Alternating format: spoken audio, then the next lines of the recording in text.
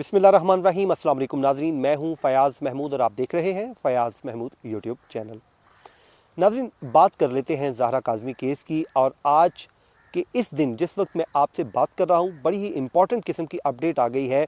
और आप ये कह लीजिए कि एक बार फिर ज़हीर और मेहदी अली काज़मी आमने सामने आ गए हैं। वो कैसे आमने सामने आ गए हैं? आपको याद होगा कि मुख्तलिफ फोरम से एक मामला उठता हुआ आ रहा था। वो मामला क्या था? असल मामला अटका हुआ है ज़हरा काज़मी की जो कस्टडी है, वो जिसके पास होगी वो केस विन कर जाएगा। ये एक सादा सा आसान सा एक फार्मूला है। अब क्योंकि 6 जनवरी को ज़हरा काज़मी ने एक स्टेटमेंट दे दी। स्टेटमेंट में उसने ये कह दिया कि मुझे अपने पेरेंट्स के साथ जाना है। और जब से वो अपनी फैमिली के साथ गई है, तब से वो अपनी फैमिली के साथ न सिर्फ खुश है बल्कि उसकी अच्छी केयर भी की जा रही है। उसको घर पे पढ़ाया भी जा रहा है। इवन कि उसको शाम में जो कारी साहब हैं वो भी पढ़ाने आते हैं। और उनकी जो फैमिली है, उन्होंने एक बर्थडे भी जो समुंदर के किनारे वहाँ पर दो दरिया पर सेलिब्रेट की। और इस तरह वो फैमिली जो है बड़ी खुश है। जैसे उसकी वालदा मुतअद्दिद बार कह चुकी है कि ऐसा फील होता है जैसे इंसान खुद को ज़िंदा ज़िंदा फील करता है।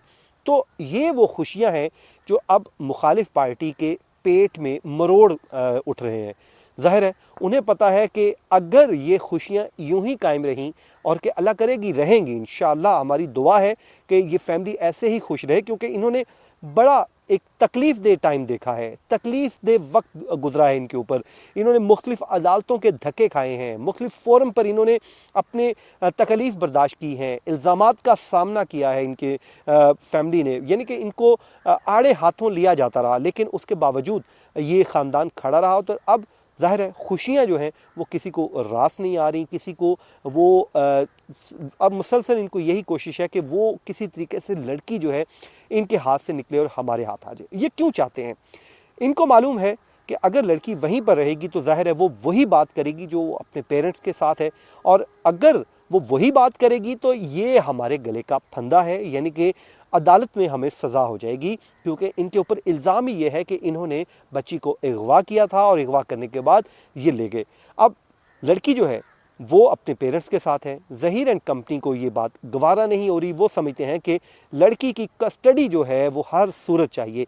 तो ये निचले फोरम से आए, वहाँ पर इन्होंने एक दरख्वास्त दी और उसके बाद वो डिसमिस हो गई।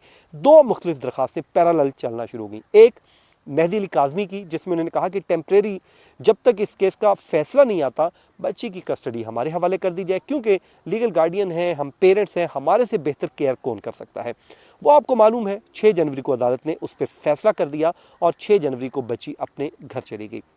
दूसरी दरख्वास्त थी जिसमें ज़हीर भी यही चाह रहा था कि मैं क्योंकि खावंद हूँ, ये उसका एक मौक़िफ़ है, और मैं हस्बैंड हूँ और मेरा ये राइट बनता है कि लड़की अपने खावंद के साथ रहे, तो उसको मेरे कस्टडी में दिया जाए। ये तब की बात है जब लड़की वहाँ पर चाइल्ड प्रोटेक्शन यूनिट है वहाँ पर रह रही थी।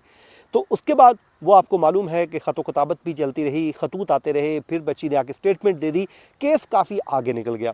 अब हम तो पहले दिन से ये समझ रहे हैं कि क्योंकि लड़की जो है वो जब जा चुकी है अपने पेरेंट्स के साथ, तो ज़हीर वाला जो मामला है वो गोल हो चुका है। वो गोल क्यों हो चुका है? क्योंकि लड़की की स्टेटमेंट मैटर कर रही है। लड़की ने स्टेटमेंट दे दी कि उसने फैमिली के साथ जाना है, अपने पेरेंट्स के साथ जाना है। तो अब इसका जो मामला गोल इसीलिए लग रहा है कि बज़ाहिर अब स्टेटमेंट आ चुकी है, तो उसने तो नहीं कहा कि मुझे अपने जो ज़हीर है उसके साथ जाना है।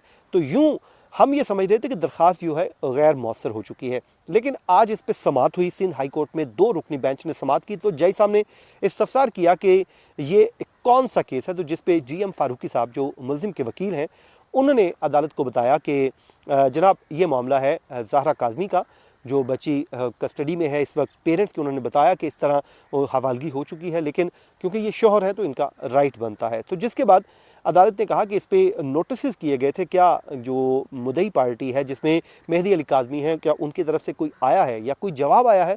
तो बताया गया कि उनको तो जवाब नहीं आया।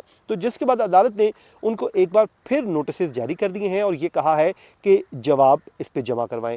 अब जो लीगल टीम है मेहदी अली काज़मी की, ज़ाहिर है वो नेक्स्ट हेयरिंग पे आएंगे। और नेक्स्ट हेयरिंग कब तक गई आप ये देखिए, तकरीबन 1 महीने की डेट पड़ गई है। 24 फरवरी को अब इस केस की समात होनी है।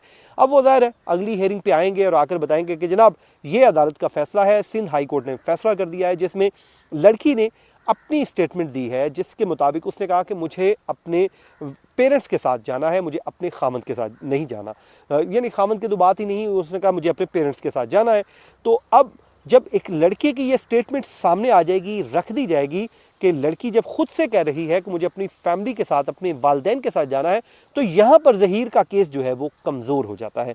तो अभी आज दिन तक तो बज़ाहिर यही लग रहा है कि मामला जो है ज़हीर के हाथ से निकल चुका है और लड़की की जो कस्टडी है जहाँ पर होनी थी वो हो चुकी है। वो फैमिली खुश है, उन्हें जब कोई एतराज़ नहीं है तो ज़ाहिर है अदालत क्यों इस पर ऑर्डर करेगी लड़की की मर्ज़ी के बगैर। अब लड़की जब खुद से कह चुकी है कि उसने फैमिली के साथ जाना है तो ये मामला बज़ाहिर ख़त्म हो चुका है। लेकिन असल अब मामला है ट्रायल का। ये तो मेरे ख्याल में मामला वैसे ही हल हो चुका है, जहां पर लड़की ने जाना था वो जा चुकी है। अब ट्रायल है और एक जो लाहौर में मुकदमा चल रहा है, इस फैसले को के ऊपर अब ज़हीर और उनके जो बाकी जो साथी हैं उनको इसके ऊपर फोकस करना होगा, क्योंकि मामला अब उनके हाथ से भी निकलता हुआ दिखाई दे रहा है, बल्कि निकल चुका है।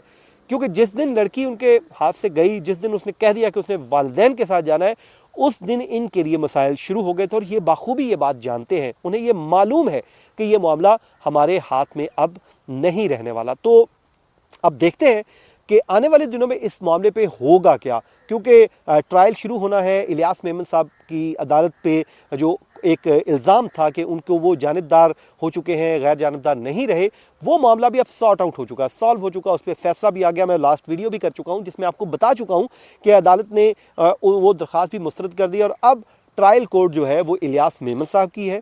इलियास मेमन साहब इसके ऊपर अब ट्रायल करेंगे। चार्ज फ्रेम उससे पहले होगा। नूर बीबी की एक बेल का मामला है, वो भी ज़ेर इल्तवा है, अब वो भी डिसाइड होना है, उसके बाद ही ये मामला हल होगा। नूर बीबी की ज़मानत का जो मुझे लगता है, क्योंकि हम दीगर केसेस करते रहते हैं, उसमें मुझे ये लगता है कि जब प्रिंसिपल एक्यूज़ जो हैं वो इस वक्त बेल पे है, तो मुझे नहीं लगता कि उनकी ज़मानत मुस्तरद हो या उनको जेल भेजा जाए। लग यही रहा है कि उनकी ज़मानत हो जाएगी, लेकिन बहरहाल ये कहना बड़ा कब्ल वक्त होगा। मेरी एक राय है, बाकी हतमी फ़ैसला तो अदालत को करना है कि फ़ैसला इस पर क्या होगा, वो तो अदालत ही करेगी। बहरहाल लग यही रहा है कि वो भी मामला हल हो जाएगा। उसके बाद ट्रायल चलेगा, गवाहों के बयानात कलम बंद होंगे, गवाहान आएंगे और आकर अपनी स्टेटमेंट रिकॉर्ड करवाएंगे और यूं इस पे अदालत फैसला महफूज कर लेगी। फिर इस केस में वहाँ वो स्टेज आएगी जिसमें, क्योंकि इस केस में स्टार विटनेस कौन है, वो है ज़हरा काज़मी। अगर वो आ जाती है, उसको ज़ाहिर स्टेटमेंट के लिए बुलाया जाएगा और वो आके जब स्टेटमेंट करवाएंगे और करवाने के बाद ही इस मामले को हल हो सकेगा। तो जब स्टेटमेंट रिकॉर्ड होगी उस पर फिर क्रॉस एग्जामिन भी किया जा सकेगा। वो बड़ा एक क्रिटिकल मरहला होगा इस केस का कि जब ज़हरा काज़मी की स्टेटमेंट होगी, फिर उन पे वकला को क्रॉस एग्जामिन का मौका दिया जाएगा, तो वहाँ पे उस लड़की को अपना जो है दिफा करना बहुत ज़रूरी होगा और वही उस केस का मुस्तकबिल भी होगा कि इस केस में आया कि ज़हीर ने बाइज़्ज़त तौर पर बरी होना है या फिर उसको सज़ा होनी है। क्योंकि अब ये केस जो है अगवा का मामला है, ये मामला चल रहा है, फैमिली कोर्ट में भी चल रहा है, जो मुस्तकिल कस्टडी का मामला है। तो ये सारी चीज़ें आने वाले दिनों में हल हो जाएंगी। तो मैं यही उम्मीद करता हूँ कि अप्रैल से ये मामला चल रहा है, उम्मीद ये है कि अब ये केस हल हो जाना चाहिए, इस फैमिली को इंसाफ मिल जाना चाहिए और ना सिर्फ इंसाफ मिले बल्कि होता हुआ दिखाई भी दे। नाज़रीन, ये था आज का हमारा वीलॉग। अपनी दुआओं में याद रखिए। मुझे दीजिए इजाज़त। अल्लाह निगहबान।